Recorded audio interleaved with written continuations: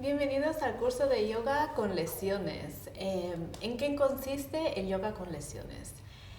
Consiste en ofrecer una práctica de yoga que se adapte a las necesidades del alumno mientras está convaleciente. Es decir, tenemos que tener muy claro que no venimos a tratar ni a diagnosticar a nuestros alumnos, sino a acompañarlos en la práctica del yoga mientras tengan una lesión. Es muy importante tener claro nuestros límites profesionales como profesores de yoga en ese sentido. A veces nos sentimos como con ganas de ayudarles de más y eso en realidad nos perjudica. Así que para empezar quiero que tengáis muy claro que nuestra función de como profesores de yoga es acompañar al alumno mientras esté convaleciente. Entonces, ¿cómo podemos hacerlo lo mejor posible? Lo primero es familiarizarnos con qué es lo que le pasa a nuestro alumno. Entonces, para eso tenemos que hacer preguntas. Entonces, preguntas específicas sobre lo que le pasa, si tiene dolor, dónde está, desde hace cuánto tiempo, ese tipo de cosas. Si nuestro alumno también nos trae un informe médico, pues también lo podemos leer y después en casa investigar el tipo de patología, en qué consiste, características. Y esto es para nosotros, para sentirnos más confiados con tener esa persona en clase y conocer qué es lo que le pasa. No es para tratarles ni para hacerles recomendaciones que vayan fuera de lo que es la práctica del yoga. Y después, dentro de la práctica del yoga, lo que queremos es evitar dolor a toda costa. Es decir, esa persona está con una patología, con una lesión, entonces nosotros queremos que no sienta dolor en ningún momento porque esto puede quizás agravar la situación. Entonces, el primer objetivo es que la persona pueda practicar sin dolor. Entonces, vamos a empezar con los isquiotibiales. Nuestros músculos isquiotibiales quizás sean los que más se lesionan en yoga. Es una lesión súper frecuente que además es consecuencia de la práctica del yoga cuando sobre todo estamos empezando y no sabemos cómo utilizar correctamente nuestro cuerpo. Los músculos isquiotibiales es un grupo muscular formado por 3 músculos y lo veréis dentro de vuestro manual, hay una ilustración con los nombres de cada músculo. Se llaman bíceps femoral, semitendinoso, semimembranoso. Los nombres no son importantes, mejor que retengáis la ubicación de ese grupo muscular. Los isquiotibiales van desde el isquión en la pelvis hasta justo por debajo de la rodilla insertarse en la tibia, por eso su nombre. Entonces cruzan 2 articulaciones, la cadera y la rodilla, y van a afectar estas 2 articulaciones.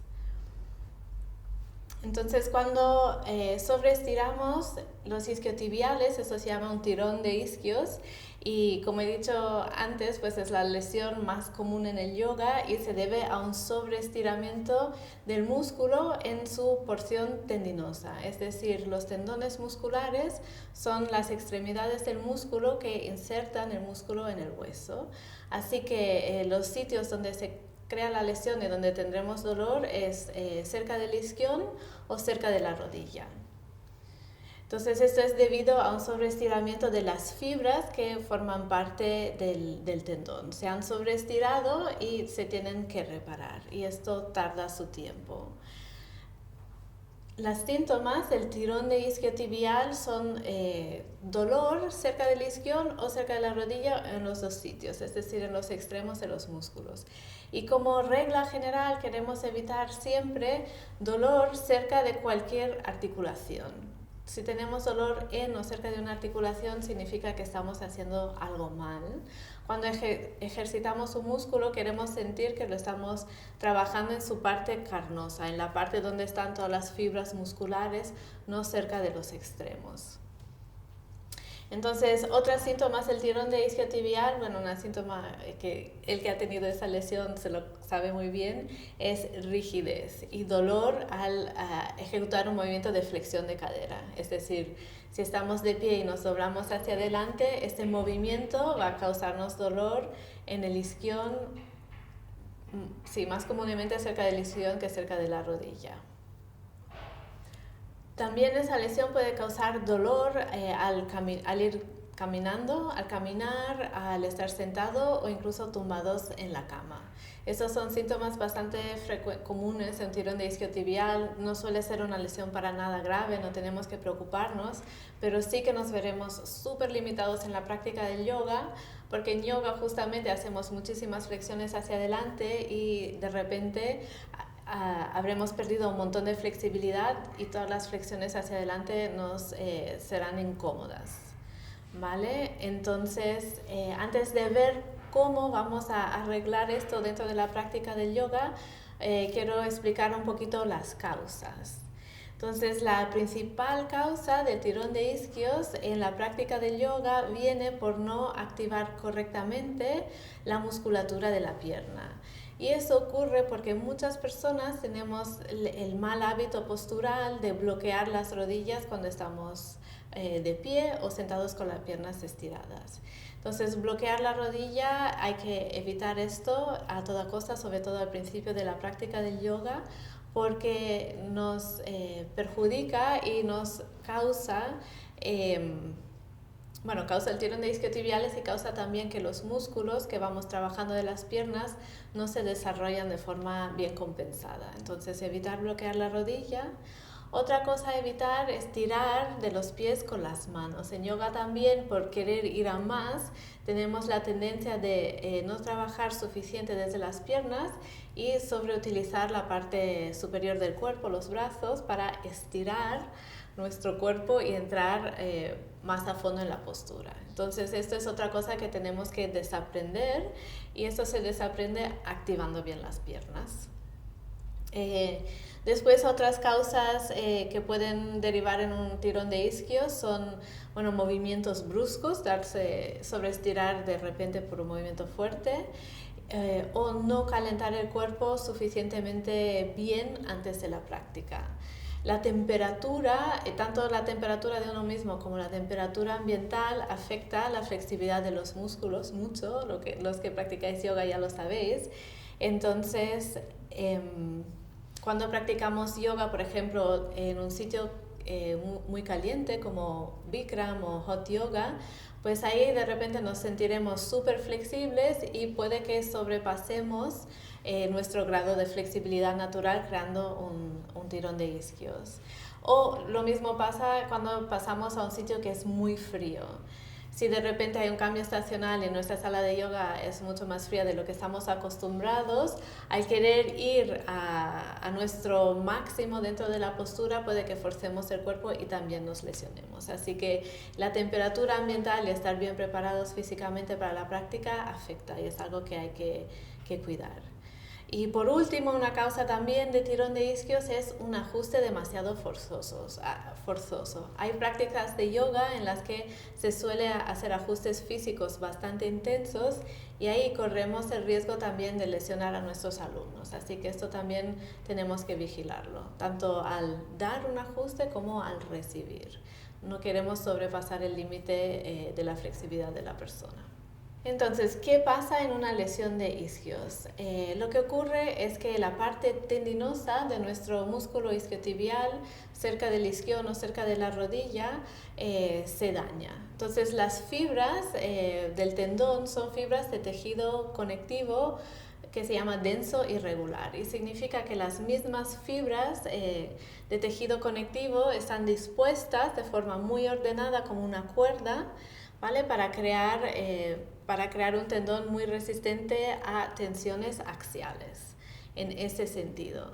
Pero cuando nos hacemos una lesión ocurre un sobreestiramiento, entonces estas fibras se rompen, son micro lesiones, y el cuerpo entra para sanarlo. Entonces el cuerpo empieza a poner mucho colágeno en la herida o en la lesión más bien, y este colágeno se reparte de forma aleatoria, de forma desordenada. Todas las fibras de colágeno se ponen de cualquier manera.